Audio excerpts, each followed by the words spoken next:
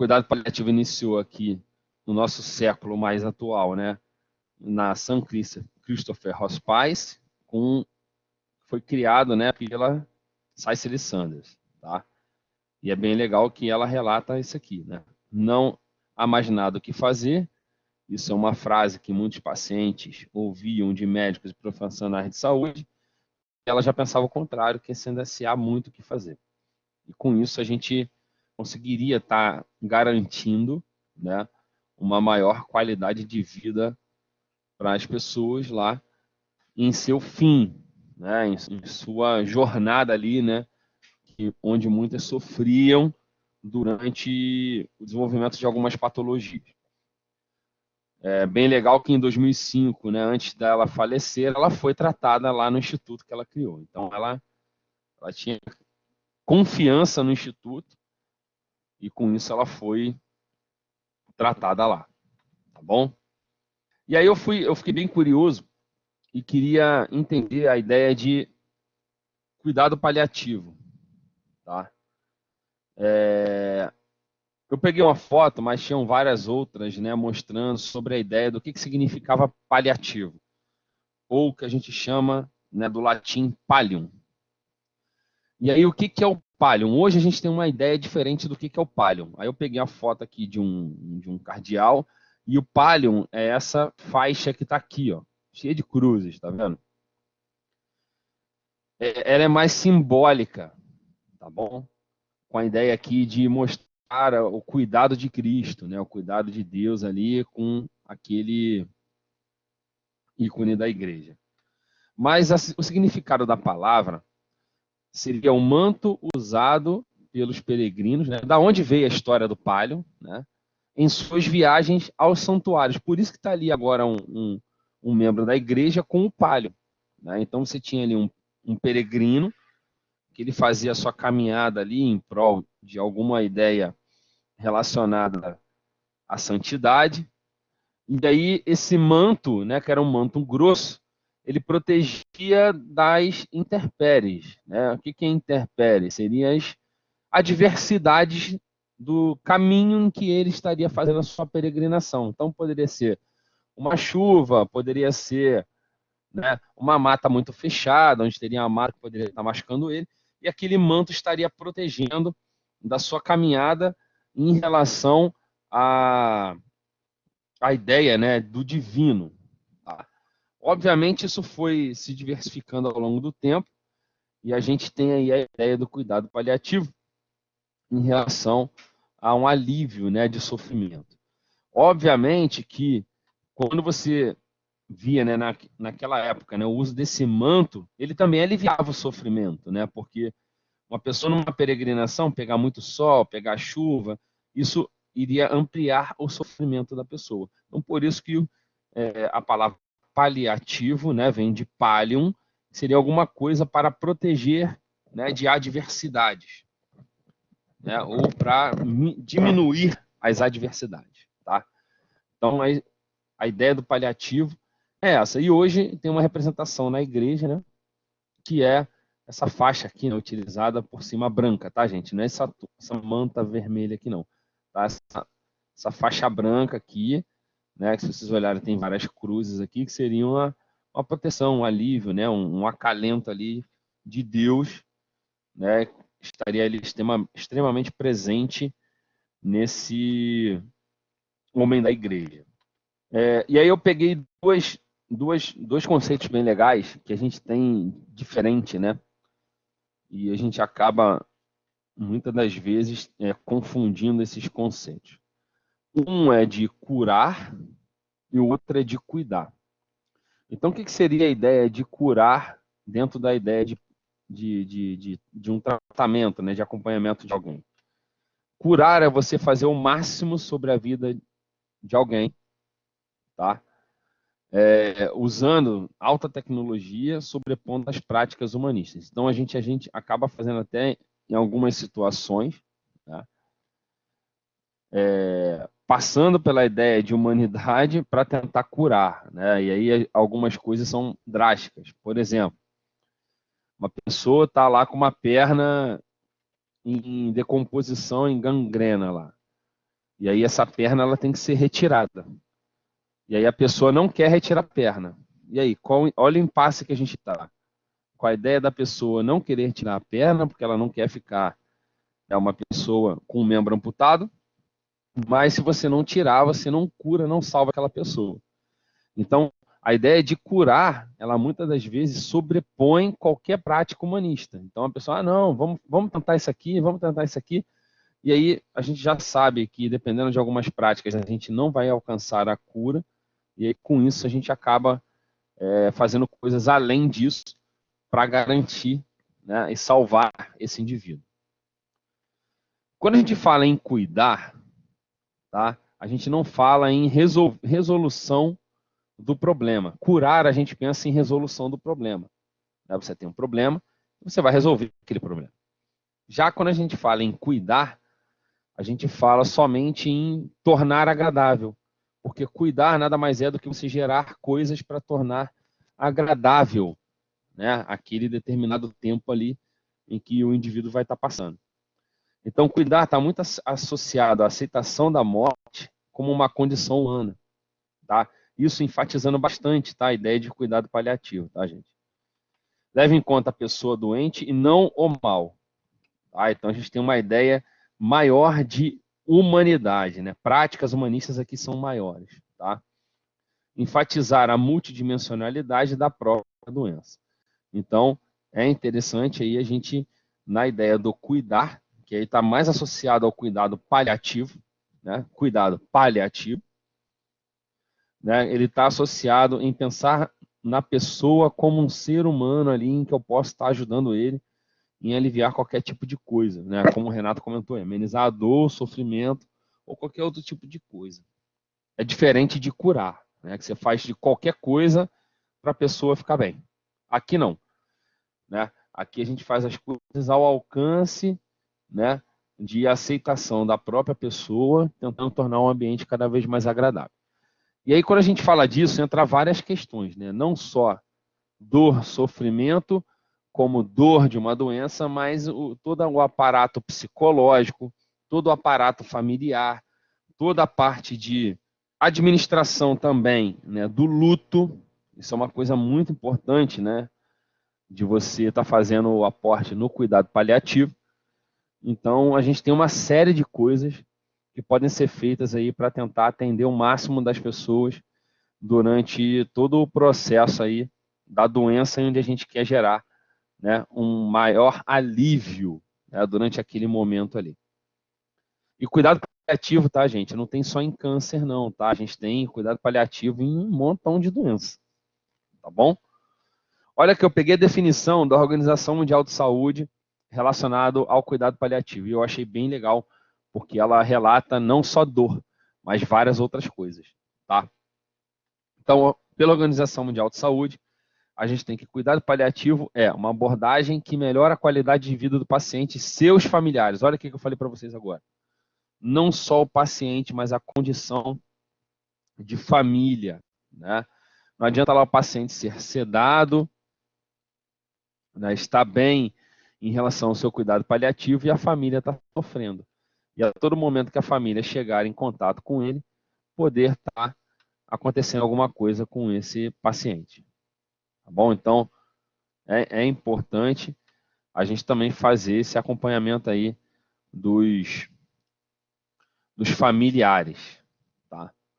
Porque os familiares eles têm uma importância muito grande para se manter o estado de espírito também daquele paciente na situação e vários outros, vários outros, né, aspectos aí envolvidos. Tá?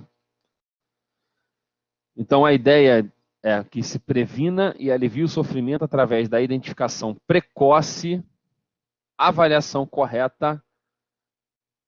Então, não é único e simplesmente chegar e falar, o paciente oncológico ele tem muita dor, dá ali o analgésico para ele, tudo bem. Às vezes o paciente ele está com depressão, né, que está gerando aquela dor, que é uma dor psicossomática e não uma dor física. Então, é por isso que a identificação e avaliação correta ela é fundamental, porque isso impacta diretamente no tratamento da dor. Tá? ou qualquer outra coisa, né? Algum problema físico, algum problema psíquico, sócio familiar e também, tá, gente, não pode deixar de falar espiritual, tá? Então, isso é uma outra etapa muito importante do cuidado paliativo, até porque cada um tem a sua fé e a sua crença. E aí a gente pode estar utilizando essa fé, essa crença, para ajudar, né, dentro do cuidado paliativo. E aí existem alguns estudos, tá, que já demonstram que os cuidados paliativos, quando são colocados de maneira precoce e correta, tá, eles vão estar ajudando não somente no alívio dos sintomas, mas também melhorando a qualidade de vida do paciente que tenha câncer. Então, o cuidado paliativo, tá, é uma ferramenta extremamente importante, crucial, para que esse paciente alcance, tá,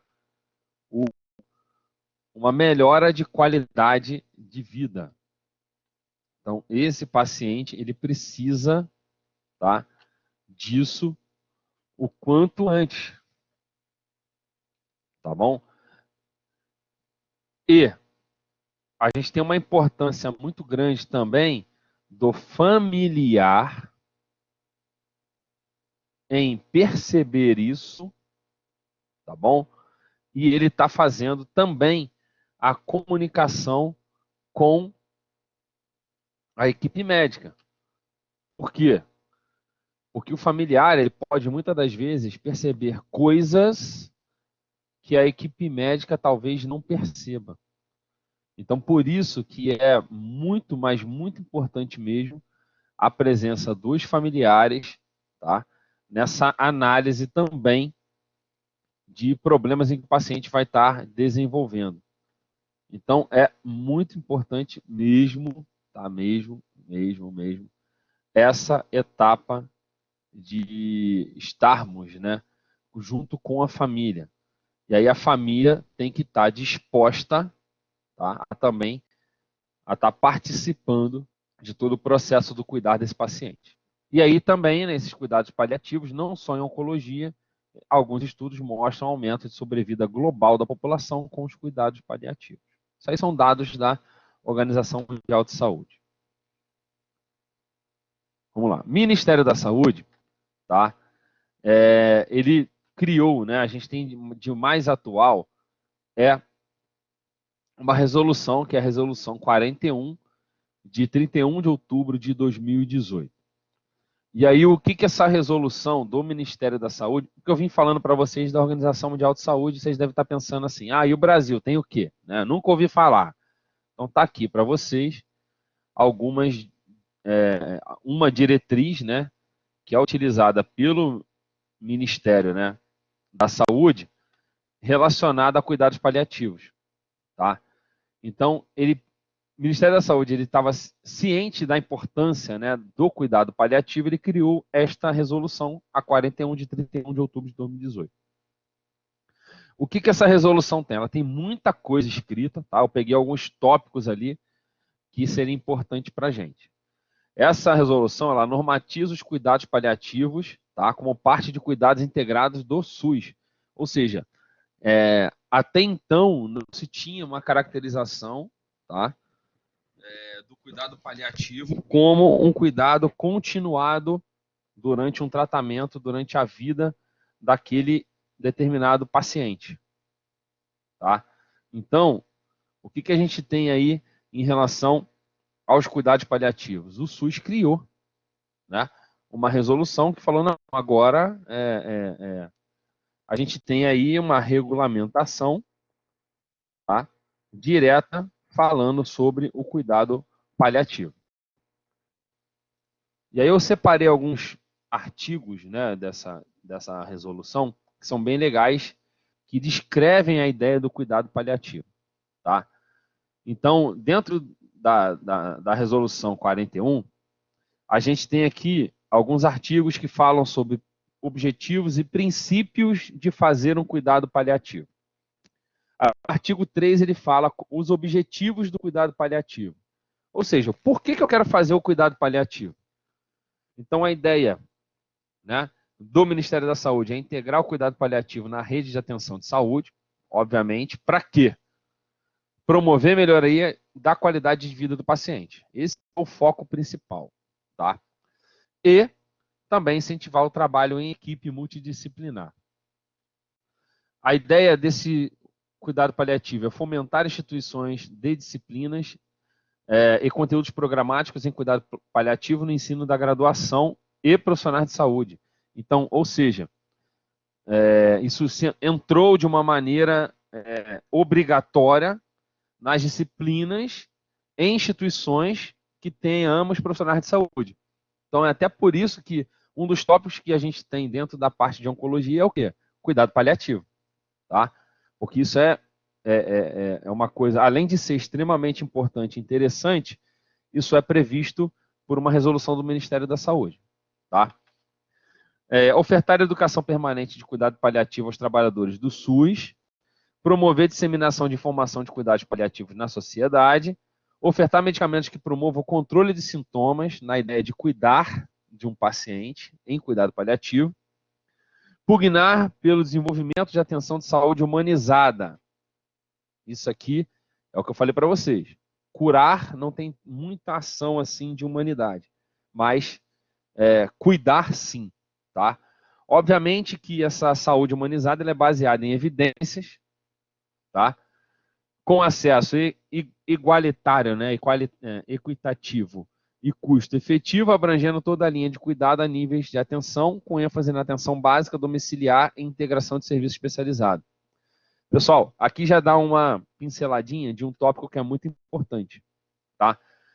A ênfase na atenção básica e domiciliar. Então, muitas das coisas feitas nos cuidados, né, no cuidar, vamos dizer assim, são feitas em situações domiciliares, né? A gente tem aí a prática, né, de visitação de pessoas ligadas ao Sistema Único de Saúde, em que vão visitar as pessoas em sua residência. É isso? E a ideia de visitar as pessoas em sua residência é o quê? Visitando as pessoas em sua residência, conseguiria fazer um apanhado geral, vamos dizer assim, tá? De informações sobre coisas relacionadas à vida daquela pessoa. Por quê? Muitos pacientes, tá? Muitos pacientes podem acabar escondendo, tá, a dor ou escondendo alguma outra coisa que esteja gerando sofrimento. E aí, no atendimento domiciliar, a gente estaria garantindo aí a observação, né, de esses outros parâmetros que são importantes e que possam estar contribuindo, né, para um sofrimento daquele determinado indivíduo que está passando por uma condição de sofrimento, né? E aí a causa pode ser variadas, tá? A gente vê isso muito com o idoso, né? Muitas das vezes o idoso, né, ele é deixado de lado, ele não é cuidado, e aí com isso o idoso ele acaba ficando calado, ele não fala, mas ele tem um sofrimento e vai desencadear uma série de outras coisas, tá? Relacionadas ao processo do cuidado, tá bom? Tem outro artigo também que eu peguei, que é o artigo 4, que ele fala sobre os princípios de organizar os cuidados paliativos, né? O porquê que eu quero fazer o cuidado paliativo. Então, isso tudo está na resolução, tá, gente? Eu só peguei esses dois artigos, que são artigos bem legais que mostram a ideia, né, do cuidado paliativo pela prerrogativa do SUS, tá? Pela prerrogativa do SUS. Então, pelo que o SUS descreve, né, como real, ideal, a gente tem como prerrogativa isso. Tá bom? Esses artigos aí são alguns artigos, né? Obviamente não são todos os artigos. Eu peguei só os que são interessantes para a gente poder estar discutindo hoje. Então, artigo 4. Princípios. Início do cuidado paliativo de maneira mais precoce, junto com um tratamento modificador da doença. E início de investigação necessária para melhor compreender e controlar situações clínicas estressantes. Qualidade de vida. Tá? Promover o alívio da dor e outros sintomas físicos. E aí entra aquela parte que eu falei para vocês, ó, do sofrimento psicossocial espiritual e existencial. Ok? Tá vendo que tem diferença aí? Tem diferença.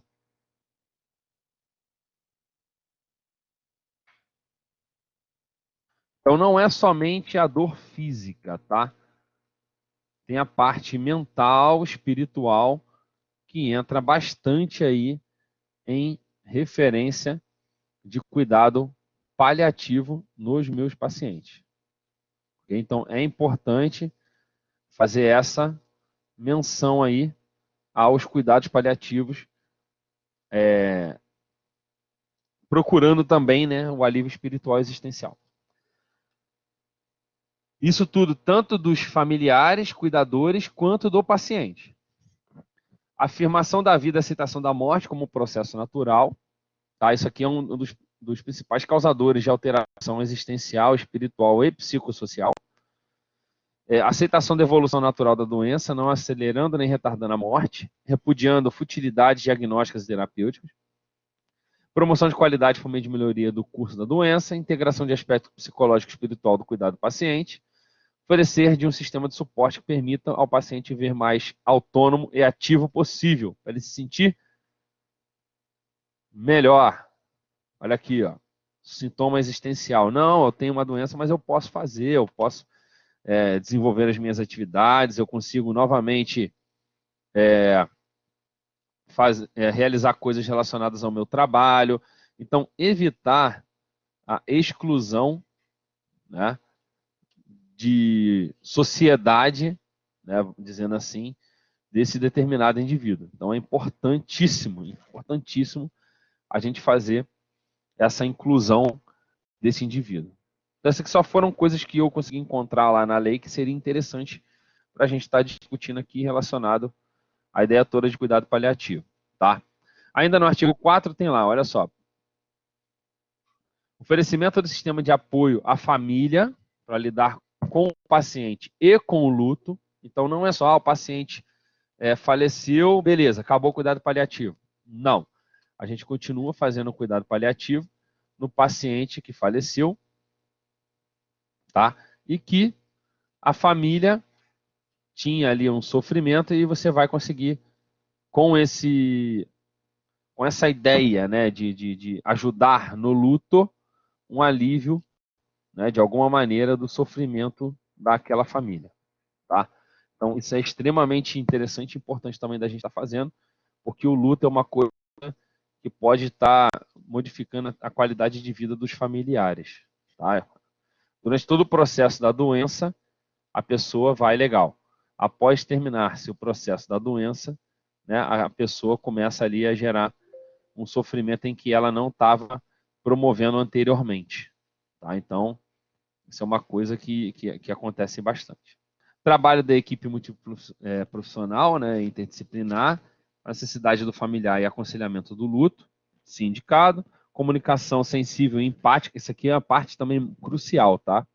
O profissional de saúde tem que ter sensibilidade, tá? Humanidade, para poder estar entrando em contato com as pessoas, né, que fazem parte ali de todo aquele processo do cuidar, e com isso você tentar acalentar, acalmar, né, suavizar todo esse processo em que a pessoa está passando. Respeito e autodeterminação do indivíduo, promoção de livre manifestação de preferência do tratamento médico, tá?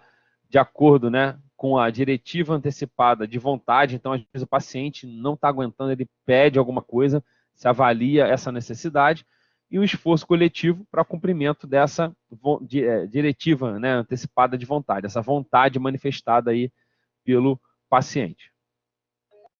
Pode falar, Renato. Bruno, bom dia primeiramente. Né? Você fala Bom a dia. respeito aí de respeitar a vontade do paciente. Mas assim, em casos de dor, eles sempre pedem mais analgésico, mais meio a gente tentar diminuir essa dor. E aí, como a gente deve proceder? Eu sei que a gente não deve dar mais analgésico do que a gente tem que dar, porque é prescrito, né? Mas como proceder? Então, vamos lá. Primeiro, detecção e avaliação do sofrimento. Essa dor está sendo gerada por quê? É pela doença? tá? E a gente tem alguns níveis de alívio de dor. Então, você tem um paciente que toma analgésico e o paciente que fica sedado, tá? Então, assim, isso vai de caso a caso. Isso vai muito da interpretação clínica lá no momento em que o paciente está sendo avaliado, tá? Mas a gente fica aí, chega momentos em que o paciente, mesmo com o cuidado todo relacionado, né, a apoio psicológico, familiar e tudo, o paciente mesmo assim ele fica resistindo, né, e não aceita a ideia lá de ter a dor, e ele não resiste, e aí nesses momentos aí, para não gerar um transtorno maior para a família também, esse paciente ele pode chegar a ser sedado, tá? E aí a gente tem níveis, né, de uso de analgésico, tá? A gente vai ver, né, alguns analgésicos opioides. Eu não entrei em sedação porque senão, pô, não ia conseguir terminar esse tópico aqui hoje, né? Eu acho que eu vou conseguir terminar. Se eu entrasse em sedação, poxa, entra uma quantidade enorme de medicamentos que podem ser utilizados para sedar o paciente, tá? E aí não tem jeito. Ou você mantém o cara sedado, ou ele vai piorar o sofrimento dele, entendeu?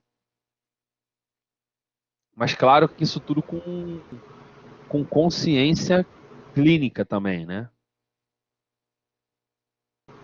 Valeu, obrigadão. Tá, beleza. Eu fiquei bem curioso em tentar procurar coisas relacionadas a isso, e eu achei a sociedade, né, a SBOC, que é a Sociedade Brasileira de Oncologia Clínica. A SBOC, ela tem algumas coisas relacionadas a também cuidados paliativos, tá, e pacientes oncológicos. Então, eu peguei um trechinho lá do que eles descrevem no site deles lá, tá, como um ideal deles. Então, a SBOC tem como parte seus valores, o respeito às pessoas, o foco na comunidade médica e nos pacientes oncológicos. Preza pela ampla disseminação de informações técnicas e científicas, tanto para a comunidade, profissionais de saúde e população, não somente sobre oncologia, mas também em diversas áreas. E, relativamente falando sobre cuidados paliativos, eles têm uma visão bem legal, tá? Eles reconhecem a importância da integração, né, e a participação ativamente dos cuidados paliativos, tanto a nível educacional, não é à toa que eles organizam congressos, tá, e semanas brasileiras, Semana Brasileira de Oncologia, para falar de vários, tá, gente, vários aspectos relacionados à oncologia, e é bem legal, né? Eu vi lá que teve em 2020, teve em 2019, teve em 2018, então todo ano sempre tem alguma coisa que a SBOC faz. Então, congresso como o ESMO, né, o Summit, ou a Semana Brasileira, tá, de Oncologia, e o profissional de saúde pode ser membro, né, de uma comissão de medicina paliativa da Associação Médico Brasileira, tá? Então, o médico ele pode também fazer parte dessa comissão de medicina paliativa.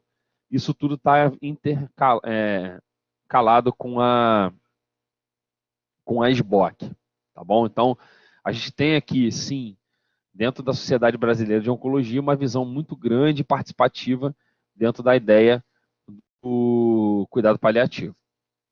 E aí eu peguei aqui o site da SBOC, depois quem tiver interesse, tá? Sociedade Brasileira de Oncologia Clínica, tá aqui, ó, tem as diretrizes de 2021, mas não, aqui é só para participe, né, associado. Quem é associado que pode participar ali fazendo algo sobre as diretrizes. Diretrizes propriamente ditas não tem lá, tá? Não tem descrito lá essas diretrizes. Eu achei algumas coisas que eu usei até para colocar aqui para vocês na aula, que foi da ANCP. O que é a ANCP? Associação Nacional de Cuidado Paliativo. Eu achei algumas coisas, tá? E eu achei um protocolo feito pelo Ministério da Saúde com a ajuda do Hospital Sírio-Libanês sobre cuidados paliativos. E é bem legal que esse protocolo ele saiu em 2020. Então ele está bem atual e ele fala de tudo, tá, gente? É um cuidado paliativo em tudo, não só em oncologia. Tem a dor em oncologia, tá? Mas tem várias outras coisas relacionadas ali ao cuidado paliativo de uma maneira em geral. Então vamos falar da ideia do cuidado paliativo moderno, né? Até agora eu vim contando para vocês sobre os locais que a gente encontra as coisas, né? Mas vamos falar agora de uma ideia mais precisa dentro do cuidado paliativo, tá? O cuidado paliativo moderno, que é o que a gente vê hoje sendo feito, tá? É apoio da equipe interdisciplinar. Isso aqui é extremamente importante. Não tem um profissional mais importante que o outro, não tem um profissional que sabe mais do que o outro. Todos ali estão juntos em prol de melhorar a qualidade de vida do nosso paciente, tá? É importante em alguns casos, tá, o cuidado holístico, né, de terapias alternativas, tá? Como musicoterapia, aromaterapia, outras, né, que são cuidados diferentes do cuidado que a gente está acostumado, tá? É importante, isso pode estar ajudando muitos pacientes em cuidado paliativo. Controle de sintomas, eu acho que é o foco principal, né, que se tem bastante em cuidados paliativos. Além do que eu já discuti antes com vocês, o suporte familiar, né, e o suporte pós-óbito, então durante o sofrimento do paciente ainda em vida e durante, após morte do paciente, também o suporte ao óbito para os familiares. Cuidados domiciliares, isso aqui fica muito a critério, né, de situações específicas, tá? Porque nem todos os pacientes vão estar realizando o tratamento em casa. Alguns têm uma necessidade grande de serem hospitalizados, tá bom? É importante desenvolvermos pesquisa, educação e treinamento dos profissionais de saúde em relação à ideia de cuidado paliativo. E o tratamento da dor, né, que eu acho que é o sintoma, que aí a dor pode ser de várias causas, né? E essa dor, ela vai estar sendo desenvolvida aí pelo paciente e a gente vai tratar bastante essa dor aqui. E aí pode ser de diversas maneiras diferentes, não só com o uso de opioide, tá? Então, Bruno, qual é o fundamento dessa dor? Então, foi o que eu falei para vocês. A dor que a gente conhece bastante é uma dor física, tá? Física química, né? Pode ser pela ação de um medicamento, a gente sente alguma complicação, tá? Ou a dor física é muito relacionada à própria doença, né? A doença estar gerando, né, uma alteração daquele tecido, uma injúria naquele tecido, você ativando ali neurônios nociceptivos e fazendo o paciente sentir dor. Mas não somente a dor física entra, tá, no aspecto do tratamento de dor total em cuidado paliativo. Por quê? Outros aspectos giram em torno do paciente que pode estar sentindo dor, tá? A gente tem um aspecto emocional, e por isso é, cara, crucial a participação ali de um psicólogo, tá? Junto com esse paciente, tá? Porque de aconselhamento, de conversa mesmo, de proximidade, para poder estar fazendo ali uma avaliação e uma manutenção do estado emocional desse paciente. Outra coisa que é importante é o apelo social, tá? E aí assistente social participando junto com a família, tá? Fazendo com que a família tente de qualquer maneira se aproximar cada vez mais do paciente, a fim dele ter uma influência, né, de sociabilidade, de aceitação, né, se sentir mais feliz pela presença ali do familiar ou de algum ente querido. E tem a parte espiritual, que é peculiar de cada tipo de indivíduo que está passando por um sofrimento, né, que é importante também estarmos fazendo um apelo espiritual, né, até porque em momentos de dor clama a Deus, né. A maioria das pessoas é assim. Outras que seguem aí uma religião fazem lá toda a ideia, né, de acompanhamento espiritual constantemente, tá? Mas quem realmente não acompanha, clama a Deus em momentos de dor, de sofrimento, né? E a gente deveria estar fazendo esse acompanhamento de maneira constante, né? A maioria, muitos seres humanos são assim, tá, gente? Então, se você é assim, não se sinta diferente não, que é uma coisa que é natural, tá? Somente realmente as pessoas que acompanham uma religião, né, de maneira frequente, que vão estar fazendo aí, vão ter esse apelo espiritual constante, tá?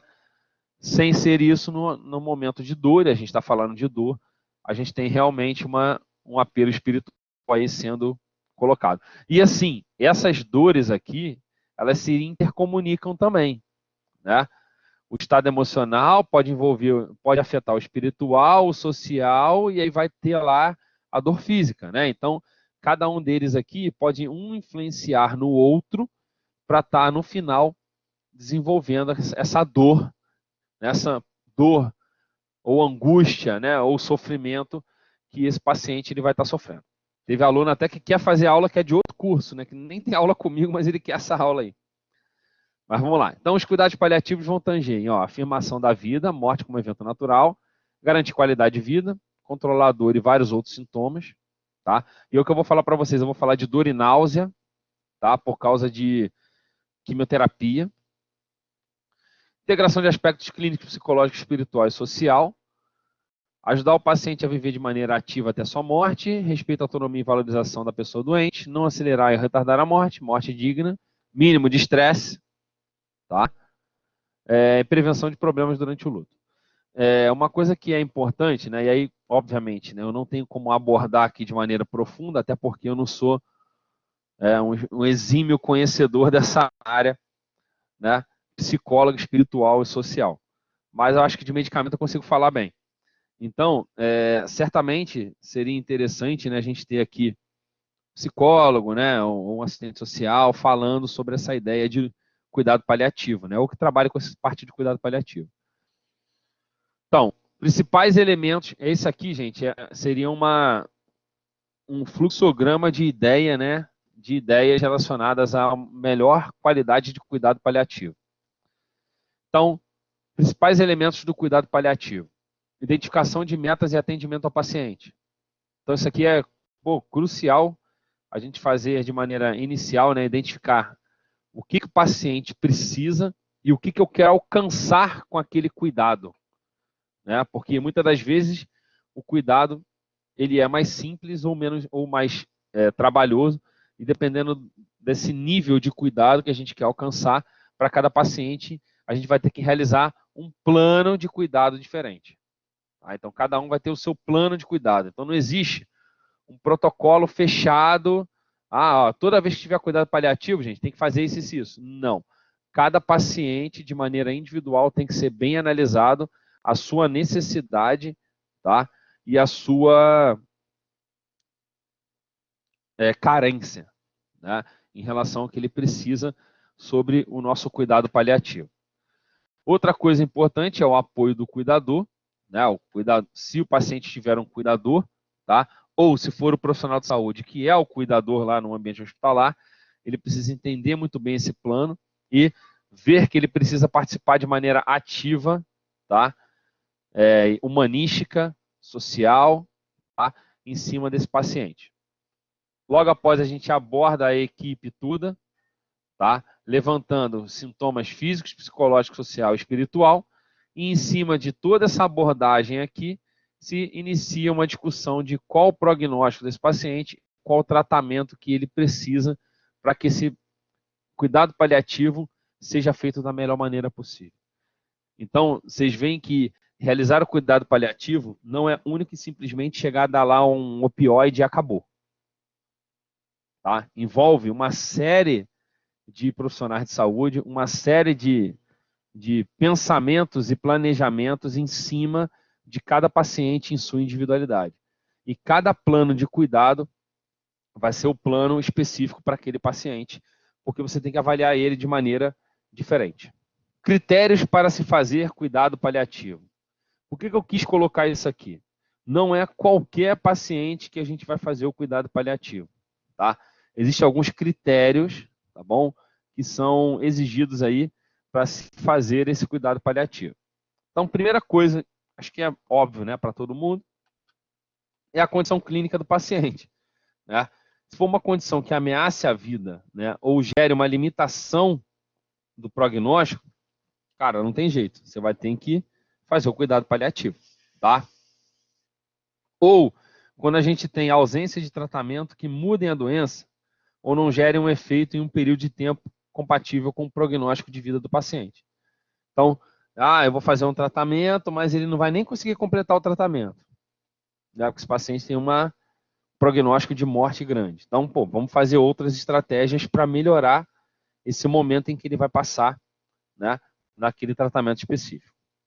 Esclarecimento prévio ao paciente e da família a respeito da condição clínica, das limitações terapêuticas e o prognóstico. Então, ser bem claro, né, essa aqui é uma atitude extremamente humanista, né, tanto para o paciente quanto para o familiar.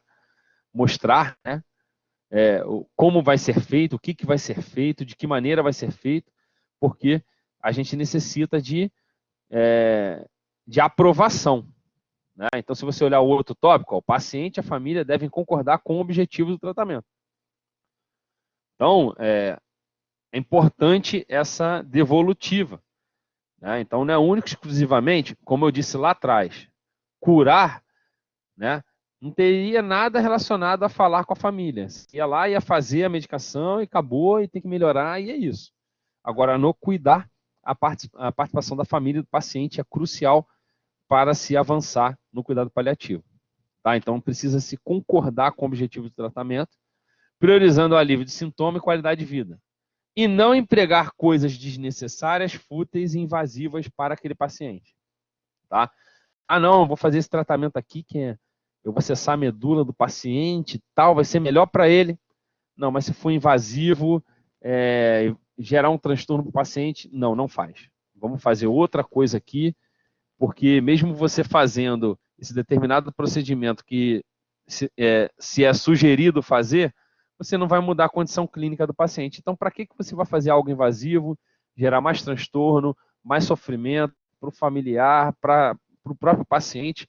Então, vamos fazer medidas que vão melhorar a qualidade de vida desse paciente. O paciente ele tem que contar com uma rede de suporte social, tá, para a contrarreferência. Então, não é somente chegar lá e ter o apoio, né, de alguém, mas sim ter uma equipe de suporte toda, tá, para esse paciente. Até porque ele pode evoluir de um quadro para outro, né, de necessidade de cuidado paliativo. Quantidade de sintomas, né? Então, sintomas intensos, múltiplos, multifatoriais e mutantes, tá? Então, que mudam constantemente, seria um critério interessante para o paciente fazer o cuidado paliativo. E qual é o impacto emocional no paciente e na família, tá? Para se ter aí a presença explícita ou não da morte. Então, vamos supor que a família não recebe bem, mesmo com apoio psicológico, não recebe bem, então não é interessante se avançar ali com cuidados paliativos. Ou se tenta, né? Mas se não se conseguir, não se avança com os cuidados paliativos.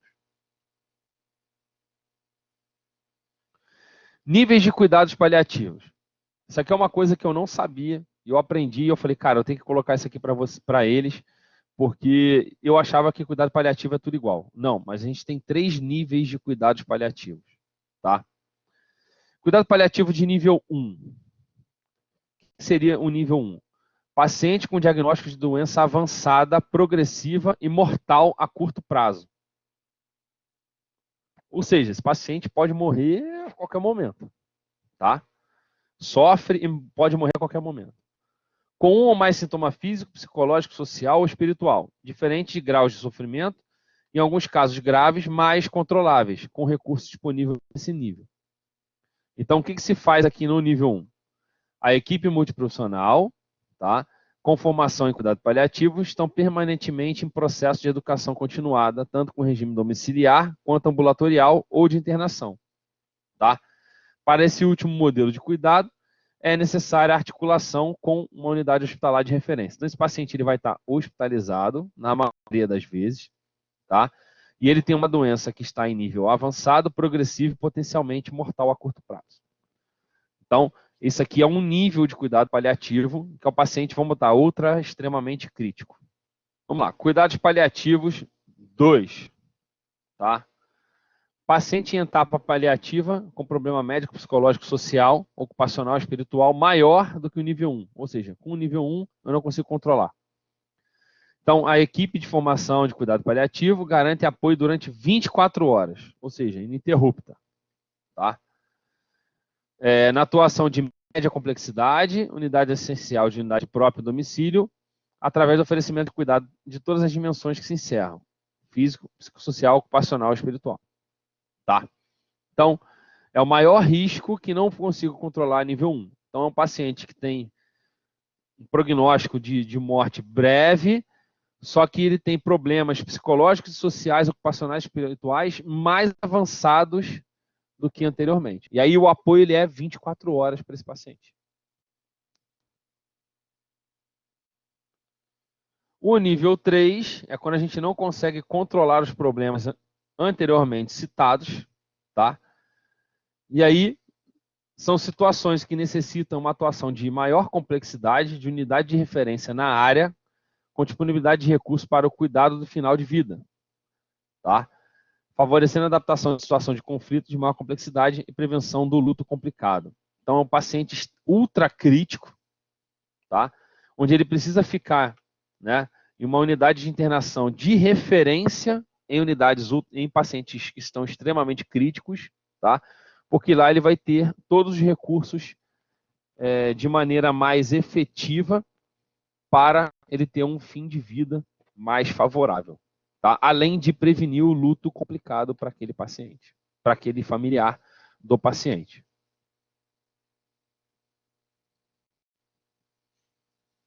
Vamos lá. Aqui, dentro, né, dos 3 níveis, tá? Eu coloquei, né, a caracterização do paciente e aí em que parte que esse paciente ele vai estar, aonde ele vai estar para fazer o atendimento e como a gente faz atendimento em cada local. Então, são 3 tabelinhas que eu achei bem legais, tá? Que falam do paciente nível 1, na atenção básica, domiciliar, ambulatorial e de longa permanência, tá? Então, os cenários, né, assistenciais que a gente tem de cuidado paliativo. Então, vamos lá. Grau 1, clinicamente estável, com doença com baixo potencial de cura e com dor, sintoma e sofrimento controlado. Ou seja, é um paciente que ele é crítico, mas ele está monitorado. Na atenção básica, paciente família necessita de atenção por equipe multiprofissional de atenção básica para o segmento de orientações em domicílio, tá? E inserção de programas de prevenção e tratamento de sintomas. No âmbito domiciliar, os familiares e o paciente necessitam de visita pós-alta imediata para avaliação e orientação da equipe de atenção básica, tá? Que não conseguirem fazer no ambulatório hospitalar. No ambulatório, tá? Segmento ambulatorial periódico da equipe, tá?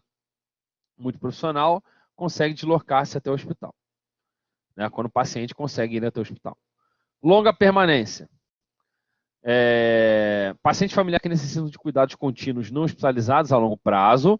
Paciente não tem condições de permanecer com sua família e não tem rede social que dê suporte. Então, ele vai ficar num local de longa permanência, tá? Grau 2. Vamos lá. É o paciente estável, com baixa... com doença com baixo potencial de cura, prognóstico de morte a médio prazo, tá? Que precisa realizar procedimentos constantemente de média complexidade de atenção de saúde. Então, o cara que não está monitorado precisa constantemente fazer um procedimento para alívio lá do sofrimento. Vamos lá. Se vocês olharem, tá? Muda aqui um pouquinho, né, os cenários assistenciais desse paciente, né? Então, hospital, dia. No dia que ele vai ao hospital. Necessidade de materiais e procedimentos mais complexos do que seria viável em domicílio. Por exemplo, um bloqueio anestésico, uma hidratação intermitente, medicação parenteral, tá? Mas sem necessidade de internação hospitalar. Então, ele vai fazer um tratamento que é de média complexidade. Para esse tratamento, ele precisa ir ao hospital, ele não vai fazer em casa, porque não como, tá? Ele vai ao hospital, e aí no dia que ele vai ao hospital, ele vai ter ali todo o seu atendimento. De maneira domiciliar, tá? O cuidado de profissionais da equipe de atenção básica, oferecido por equipe hospitalar, para procedimentos, né, viáveis em domicílio. Por exemplo, um curativo, fisioterapia, medicação parenteral, tá? E orientações para conforto, olha só, psicossocial e espiritual no domicílio. Média complexidade, cuidados contínuos e procedimentos frequentes de média complexidade que não são viáveis em domicílio. Tanto ele como sua família necessitam ser atendidos por equipe multiprofissional. Locais de longa permanência. Necessita de cuidados contínuos a longo prazo e procedimentos de média complexidade, como uma aspiração, uma analgesia, tá? Sem condições de permanecer em estrutura familiar, sem rede social de suporte. Ou seja, você não tem lá o pessoal da rede social, você não tem a estrutura da família e ele precisa ficar internado. Tá? Então vai depender da condição clínica. Esse paciente ele pode entrar nessas 4 condições clínicas aqui. Tá? Ele está um pouco melhor e ele vai só no hospital para fazer medicação. Muitas das vezes ele não consegue se deslocar, a equipe vai lá também para fazer o auxílio. Tá? Média complexidade são procedimentos, né, não viáveis em domicílio e o paciente que vai ter que ficar hospitalizado de maneira frequente. Grau 3, vamos lá. Paciente instável, prognóstico de morte curto, ou seja, o cara ultracrítico. Né? Necessita de controle de dor, sintoma e necessita de internação de estrutura hospitalar de alta complexidade, especializada. Então você vê, ó, mudou o cenário. Ó. Unidade emergencial, hospital terciário e unidade de cuidado psicológico, aqui no caso, né, é um hospital psicológico, um hospício. Tá? E aí vai de cada nível de complexidade desse paciente. Tá? Então, a unidade de emergência, paciente com condição clínica instável, tá? Que exige assistência imediata para conforto geral de dor e sintomas. Tá? Não para prolongamento de vida a todo custo, mas somente para controle dos sintomas e ele ter conforto. Hospital terciário, tá? Cuidados de elevada complexidade, com procedimentos de estrutura hospitalar terciária para estabilização de conforto geral, para não prolongar a vida a todo custo, só conforto do paciente. Tanto ele quanto a família necessitam ser atendidos na equipe multiprofissional. Hospício, cuidados de contínuos de final de vida, em estrutura assistencial, né, específica para cuidado psicológico, não necessariamente hospitalar. Tá? Então, pode ser um paciente lá que está crítico e ele está recebendo medicação, mas ele tem um apelo psicológico maior, incluindo procedimento de média complexidade para conforto geral e a fundamental permanência da família junto ao paciente. Então, seriam os 3 níveis, né, que a gente conversou de cuidado paliativo e aonde que esse paciente estaria recebendo esses 3 níveis. Né? Os cenários de assistência que esse paciente poderia estar passando para receber esse atendimento. Vamos então falar agora sobre a dor, né, que é uma coisa bem crítica, né, quando a gente fala sobre paciente oncológico, tá?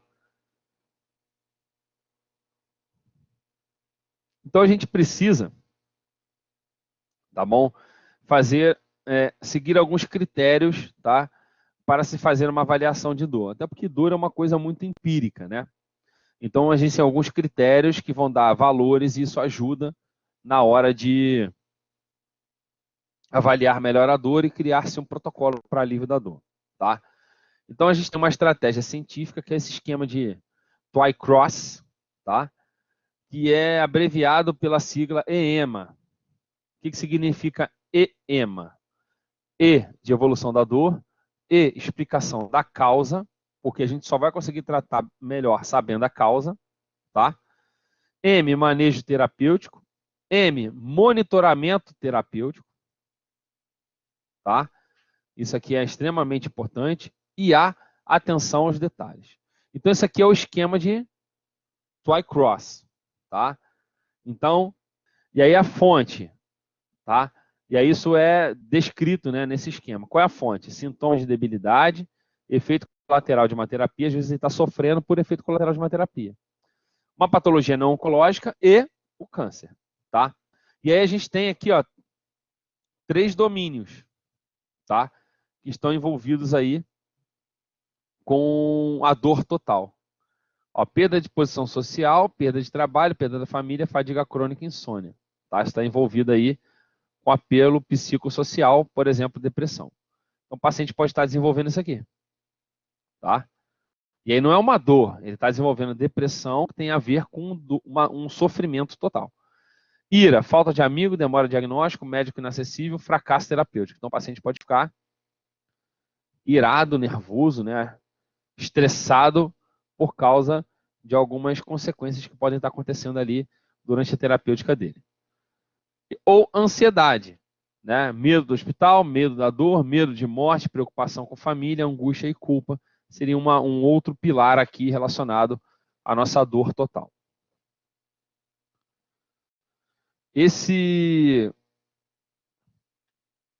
esse Twycross, tá? Ele é muito utilizado na parte de avaliação prévia, tá?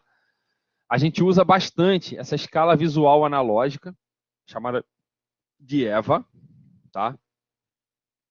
Na maioria das vezes, para o paciente poder verbalizar o nível de dor que ele está sentindo, tá? Como eu disse, é empírico, então ele vai colocar ali de acordo com ele, com o sofrimento dele, tá? Essa etapa da avaliação da dor, tá? Entra vários fatores, como eu falei para vocês até antes, tá? Então, por exemplo, a qualidade da dor. Como é essa dor? Ela é pulsante? Ela é uma agulhada, uma queimação, formigamento, um aperto? É uma dor irradiada? É uma dor que é tipo uma pontada, né? Uma facada? Então, a qualidade dessa dor que é importante para se fazer uma avaliação melhor. Aonde está essa dor? Tá? Localizada onde? Existe alguma coisa que pode desencadear essa dor? Essa dor, ela melhora, piora, tá? Ela irradia para algum lugar? Qual a intensidade dessa dor? E a gente consegue ver a intensidade aqui, ó, na escala EVA. A frequência, a duração, o impacto em atividade diária. Não, dói bastante quando eu não consigo fazer nada, né? A funcionalidade da qualidade de vida. Essa dor muda o meu sono, não consigo me alimentar, meu estado de humor muda. Porque tudo isso são critérios para se fazer uma avaliação interessante para se entrar com o protocolo correto, tá? É a escala de EVA, que é uma escala bem legal, tá? Que ela vai desde sem dor até máxima dor em que o paciente pode estar sentindo, e a gente consegue fazer uma convergência, né, de escala visual numérica, de 0 a 10, com coisas que o paciente verbaliza, e ele mesmo pode estar preenchendo aqui qual é o nível de dor que ele está sentindo ali naquele momento, tá? E aí, em cima desse nível de dor, obviamente, outras coisas entram em avaliação, se é criado aí um protocolo de alívio de dor.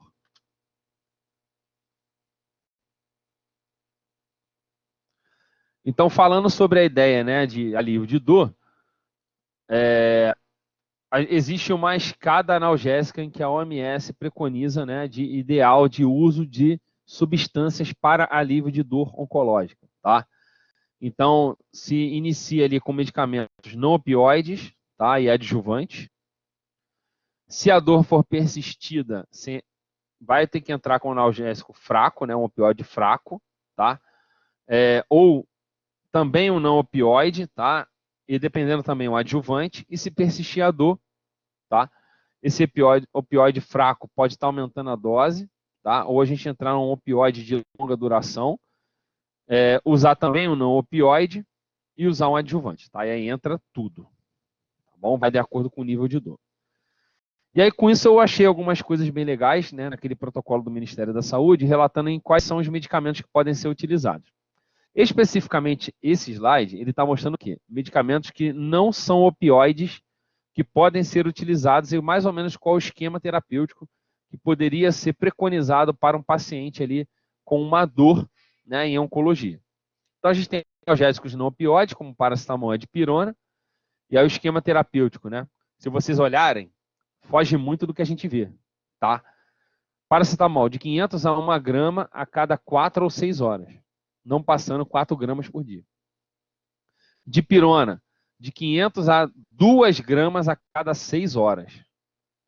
Cara, 2 gramas a cada 6 horas são 8 gramas dia, tá? Já vi paciente até com mais, tá bom? Vai de acordo com a evolução clínica do paciente, tá? Anti-inflamatório não esteroidal. Aí eu coloquei alguns aqui que são os preconizados, tá? E mais ou menos um esquema terapêutico. Naproxeno, 250 miligramas 2 vezes ao dia ou 500 por dia. Não passar 500 por dia, não usar mais 10 dias. Isso aqui é extremamente legal porque o paciente, né, com dor, ele não vai fazer o mesmo protocolo frequentemente. Por quê? Porque senão a gente pode estar desenvolvendo aí efeitos colaterais. Então, por isso, esse paciente ele precisa fazer constantemente, né, o que a gente chama de rodízio de terapêutica, tá? Ou até o próprio rodízio do opioide. Então, é importante fazer rodízio de terapêutica para tentar manter aí o paciente e aliviar a probabilidade de aparecimento de efeitos colaterais. Ibuprofeno até 800 miligramas a cada 6, 8 horas, não passando, né, numa ideia de 3,2 gramas dia. Diclofenaco, 100 a 150 por dia, tomando 2 ou 3 vezes, não passar 200 dias.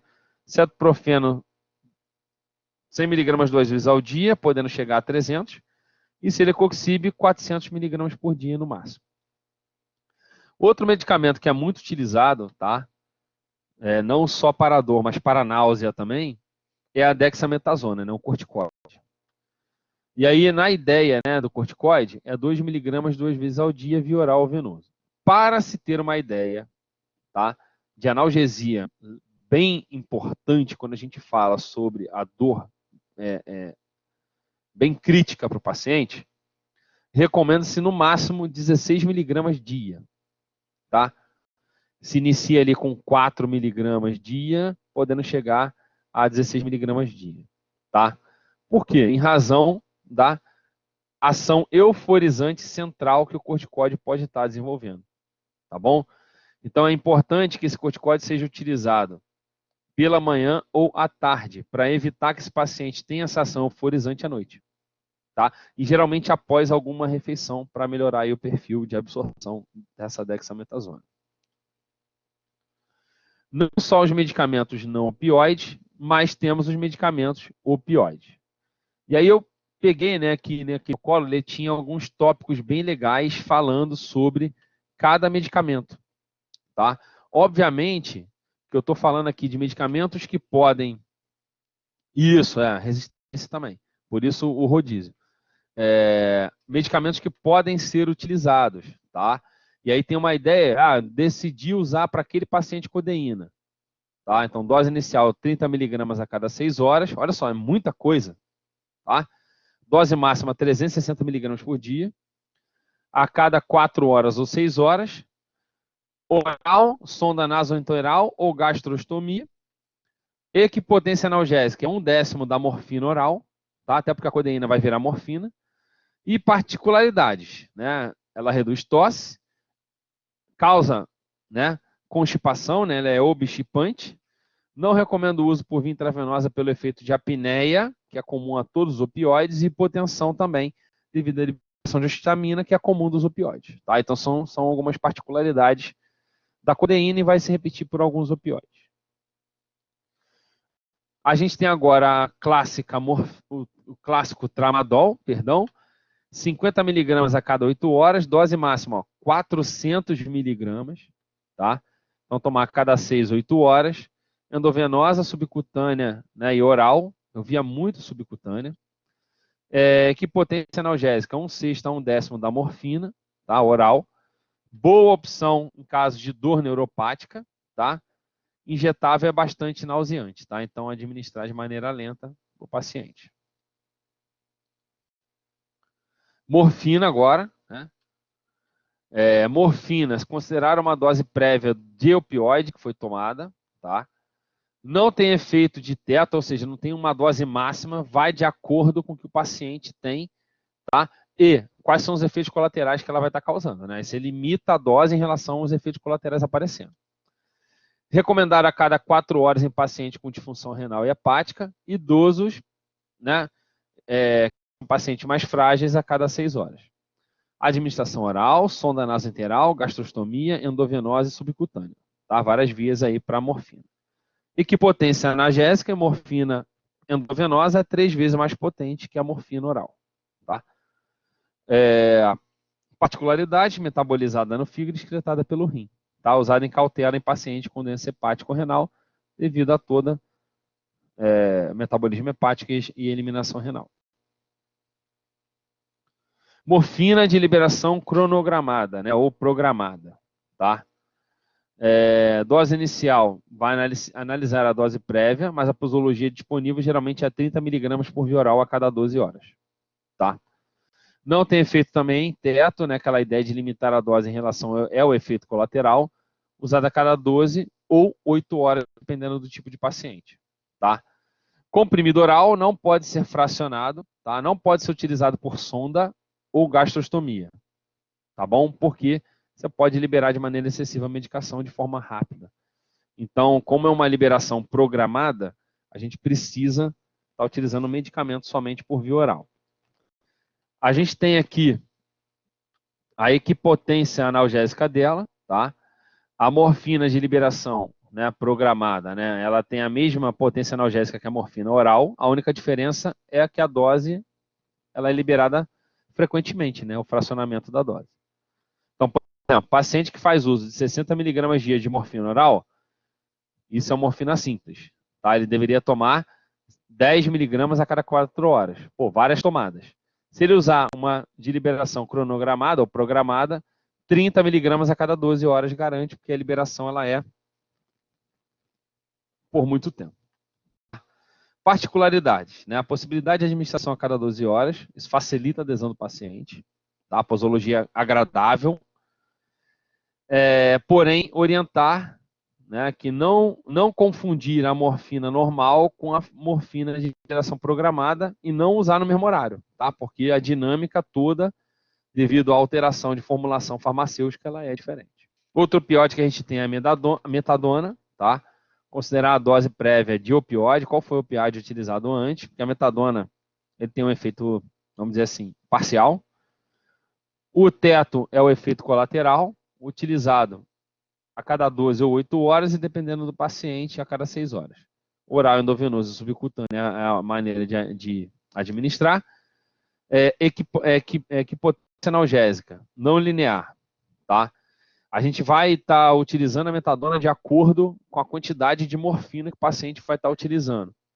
Então, existe um numograma de conversão, tá, de dose oral de morfina para dose oral de metadona. Tá? Tá no próximo slide. Aqui, ó, cadê o numograma? Acho que eu botei aqui. Ó. Aqui, ó, tá aqui o numograma. Se você olhar, ó, dose predita de morfina. 5, 10, 15, 20, 25, 30 e por aí vai. A dose de morfina oral está aqui embaixo e a dose equivalente, vocês vão cruzar aqui, ó, as linhazinhas para ver a dose equivalente de metadona.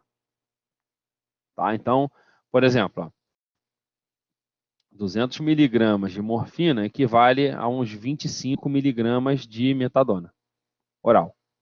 Tá? E por aí em diante. Só voltando rapidinho aqui.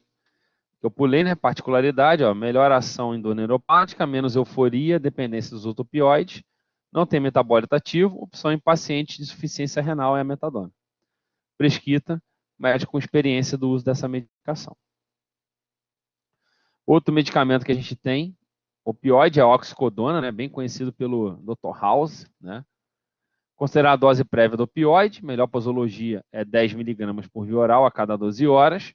Dose máxima não tem efeito de teto, também é o efeito colateral. Administrada a cada 12 horas, somente oral, tá? Para melhor eficácia.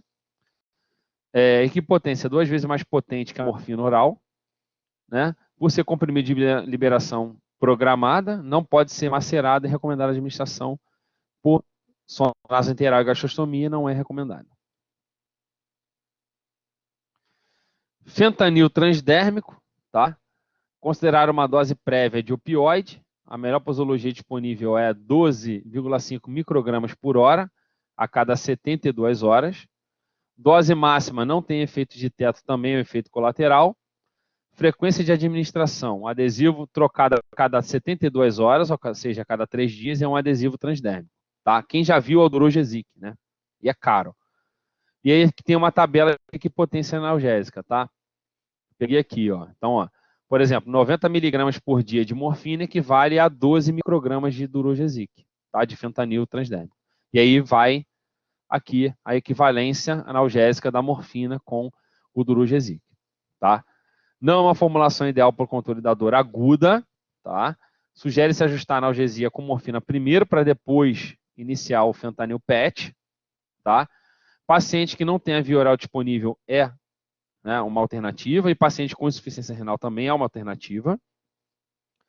Um pouco menos constipante, né, do que os outros.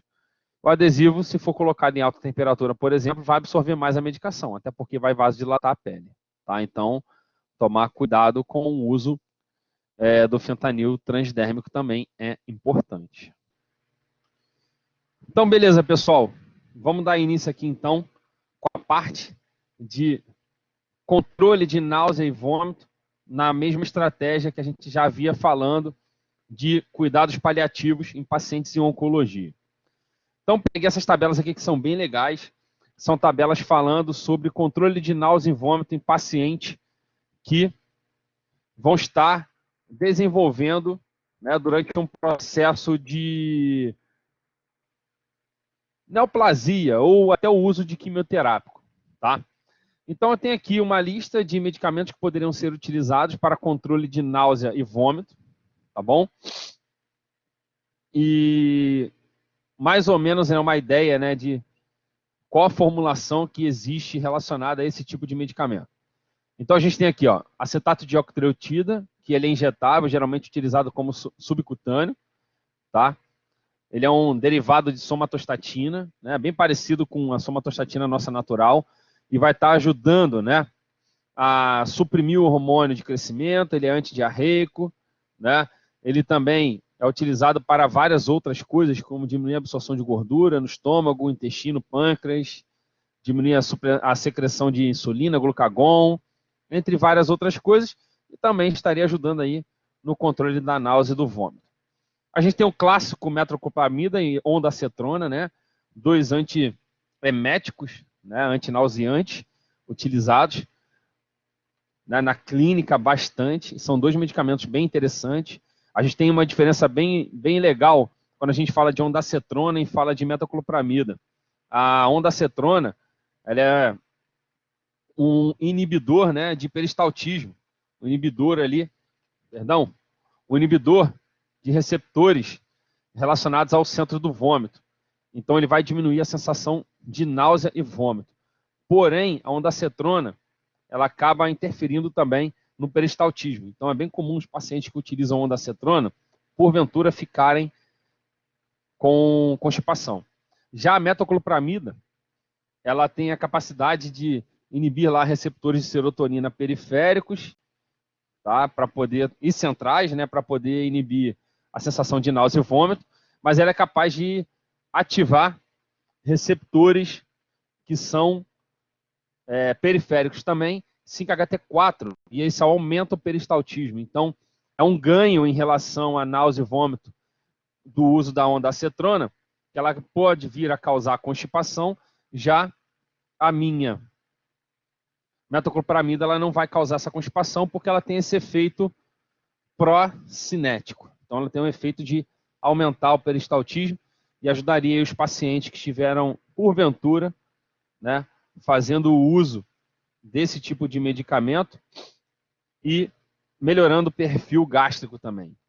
Dexametasona é um medicamento também bastante utilizado, pelo menos eu via muito no hospital, tá? Muitas das vezes alguns pacientes internavam para a aplicação, né, do nosso quimioterápico, e eles faziam isso internados.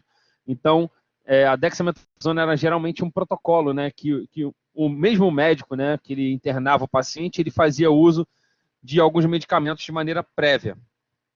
E um dos medicamentos que era utilizado é a dexametasona, tá? Geralmente injetável, né, mas tem a formulação enteral de comprimido. Haloperidol, né, e a olanzapina são antipsicóticos, tá? E vão também estar melhorando aí um pouquinho o perfil de náusea e vômito, tá?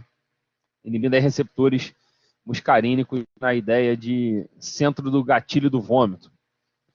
E aí eu consegui achar para vocês algumas tabelas bem legais que falam de náusea e vômito em paciente adulto, né, fazendo uma quimioterapia, que é bem comum o paciente ter náuseas e vômitos, né, durante o processo do uso do quimioterápico. Então, eu peguei essa tabela, e essa tabela ela descreve o risco de ter êmese, de ter vômito ou náusea, e aí vai ser classificado em alto, médio e baixo.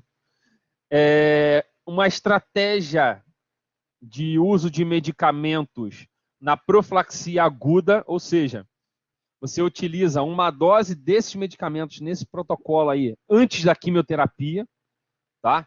E na última tabela, na última coluna, a gente tem a fase tardia, ou seja, geralmente quimioterapia para tentar estar fazendo aí um controle dessa náusea pós a infusão da quimioterapia. Então vamos lá. Risco alto, tá? De desenvolver êmese durante a quimioterapia. Qual seria uma estratégia bem interessante de profilaxia em fase aguda, antes de fazer o procedimento de aplicação do quimioterápico? Então a gente tem aqui, ó, antagonista dos receptores 5-HT3, né, que é de serotonina. A gente tem dentro deles, ó, palocentrona, dolacentrona, gazicetrona, tá? Então seriam um desses três sendo utilizados, né? Aliás, um desses quatro, né? Palocetrona, dolacetrona, gazicetrona ou a ondacetrona. Seriam 4 medicamentos aqui utilizados, né? Isso na fase antes da aplicação da quimioterapia. Um deles deveria ser escolhido e está aqui uma ideia de esquema, né, terapêutico. Então, a palocetrona 0,25 mg IV, dolacetrona 100 mg por via oral, gazicetrona 2 mg por via oral ou 1 mg IV, tá? Ou 0,01 mg por quilo, que às vezes é até interessante, ou um adesivo transdérmico. E a ondracentrona, a gente tem 16 a 24 mg por via oral ou 8 a 12 mg por via intravenosa, tá? Não passando de 32 mg. Então, esse aqui seria uma das escolhas dentro desses 4 medicamentos. E aí você vem, um desses 4 e dexametasona 12 mg por via oral ou IV. E apreptanto, né?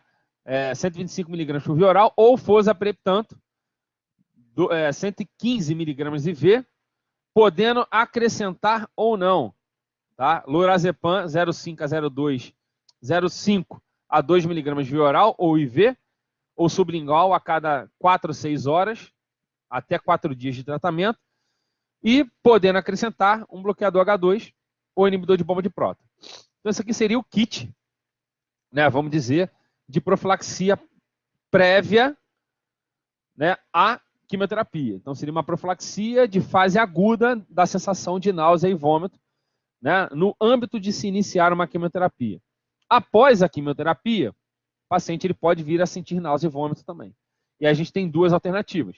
Dexametasona, 8 mg por via oral, 2 vezes ao dia, nos dias 2 a 4, então dia 2, 3 e 4 tomando dexametasona, ou a apreptanto, né, de 80 mg por via oral nos dias 2 e 3 após a quimioterapia, para estar segurando essa sensação de náusea e vômito no paciente que está fazendo a quimioterapia. Porém, esse protocolo que eu mostrei para vocês, ele está enquadrado no paciente que tem risco alto de ter êmese. Então, na fase aguda, esse paciente ele vai tomar 3, tá, medicamentos, e na fase tardia ele vai tomar um medicamento para manutenção do efeito desejado. Já quando esse paciente tem o risco moderado, a gente vai mexer um pouquinho nessa posologia aí, tá? Então, no risco moderado, a gente vai escolher um dos 4 medicamentos anteriores e a dexametasona é mantido. Então, a gente tem um dos 4 medicamentos antagonistas do receptor de serotonina 5-HT3, que está envolvido com o centro do vômito e mandar a informação para o sistema nervoso central de náusea e vômito. A dexametasona é mantida, de 8 a 12 mg de oral ou IV. E em pacientes selecionados, ou seja, não é uma coisa que todos os pacientes vão estar fazendo uso, tá? Pode entrar o apreptanto ou fosapreptanto. Então, qual a diferença do risco alto para o risco moderado de uma terapia antiemética no paciente em quimioterapia? A gente vai estar utilizando 2 medicamentos com certeza, antagonista do receptor 5-HT3, a dexametasona e, talvez, em pacientes que tenham a necessidade de fazer o uso, poderia estar usando apreptanto por via oral ou fosapreptanto e aquele esqueminha de lorazepam com bloqueador H2 ou inibidor de bomba, tá? Então, isso aqui seria uma ideia de fase aguda, entrando 2 medicamentos, talvez 3 medicamentos. Já na fase, no risco alto, o paciente ele vai utilizar com certeza 3 medicamentos. Na fase tardia, paciente com risco moderado, a gente tem a dolacetrona diariamente, gazacetrona diariamente, ondansetrona diariamente, seria uma das 3 opções. Ou dexametasona ou apreptante, seguindo o mesmo protocolo que a gente falou anteriormente. Quando a gente pega aí já um paciente que tem um risco baixo de êmese, esse paciente ele vai estar tomando basicamente dexametasona de 8 a 12 miligramas por via oral ou IV. Bruno, isso ele vai fazer de maneira aguda. Antes da quimioterapia? Sim. Para o paciente que tem risco baixo, é somente a dexametasona. E após a quimioterapia, como o risco é baixo, ele não tem a necessidade de estar fazendo uso de antiemético, nesse caso em que o paciente tem o risco baixo. E o paciente que tem o risco mínimo, ele não vai fazer nenhuma terapia antiemética porque o risco ele é menor ainda. Então não tem a necessidade de fazer o uso de uma medicação, porque o risco de estar causando a êmese, ele é praticamente mínimo. E aí com isso a gente fecha, né, toda a ideia do que a gente começou a conversar sobre realizar cuidados paliativos e controle de alguns tipos de problemas em que os pacientes podem estar passando, que eles vão estar reclamando também durante um processo oncológico e o tratamento utilizando quimioterápicos.